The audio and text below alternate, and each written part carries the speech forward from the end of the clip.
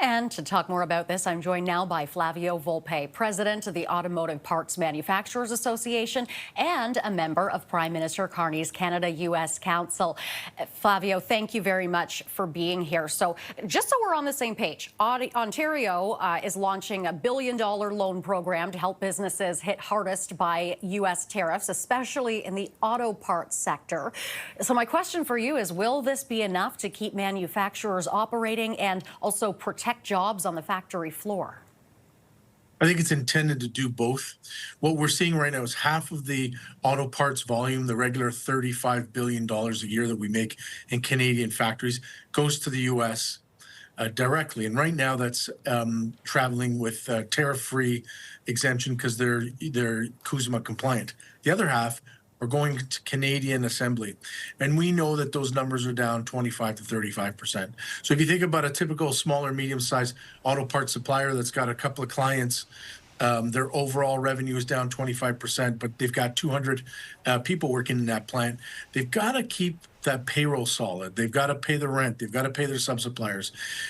You don't know when we're going to have tariff peace here and when this hopefully all springs back.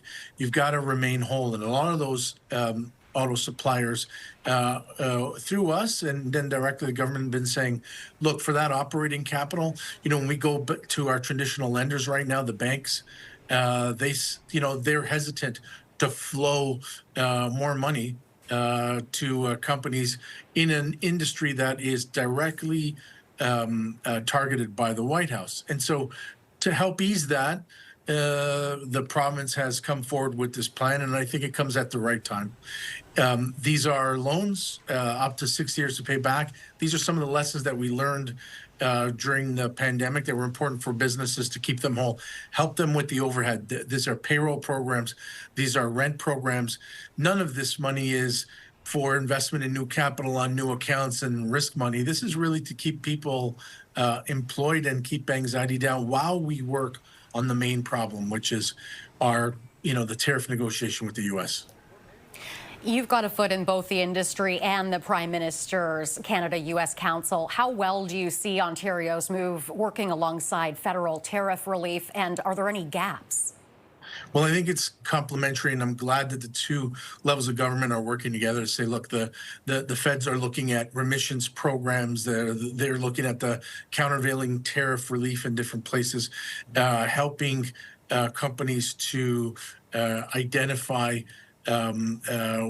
where they can, a bit of a concierge service. What are the different federal programs that allow relief? This is a gap that the province identified in the federal menu, and very glad that they're working together on it.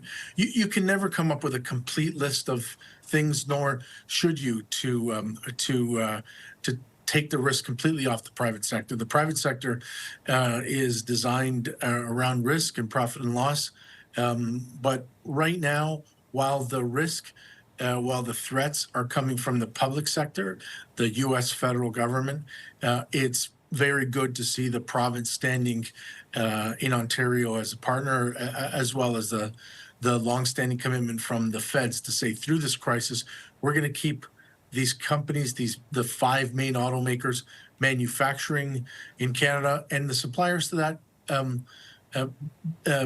bring us your data, bring us your threats. Let's see if we can work together.